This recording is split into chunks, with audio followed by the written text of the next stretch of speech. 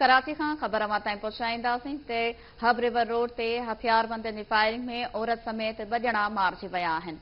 कराची खां ख़बर मां ताईं पहुचाए पिया अव्हांखे ॿुधाईंदासीं। फायरिंग जे वाक़े बाद पुलिस पहुची औरत ऐं मर्द जा लाश इस्पताल मुंतक़िल कया आहिनि। मारिजी वियलनि जी सादिया बीबी ऐं शफ़क़त हुसैन तौरु सुञाणप कई वई आहे। कराची खां ख़बर मां ताईं पहुचायूं पिया।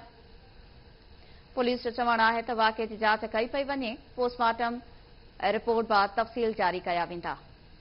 वधीक तफ़सील मालूम कंदासीं। लाइन ते मौजूद आहे अब्दुल्ला सोलंकी। जी अब्दुल्ला, छा तफ़सील आहिनि? जी बिल्कुल, रोशनी हब रिवर रोड जे वेझो फायरिंग थी आहे। फायरिंग जे नतीजे में औरत ऐं मर्द जेको आहे मारिजी विया आहिनि, जिन जे लाशनि खे पुलिस पहुची करे इस्पताल मुंतक़िल करे छॾियो आहे। पुलिस मूजिबि त जेके मारिजी वियल हुननि जी सुञाणप सादिया बीबी ऐं शफ़क़त हुसैन तौरु कई हुई आहे, जिन खे गोलियूं हणी करे क़तल कयो वियो आहे। उन समेत पुलिस इहो पिणु ॿुधायो आहे त मामले कहिड़ो मामिलो ज़ाती दुश्मनी लॻी रहियो आहे, छाकाणि त का फौर या अहिड़ी का वारदात न थी आहे।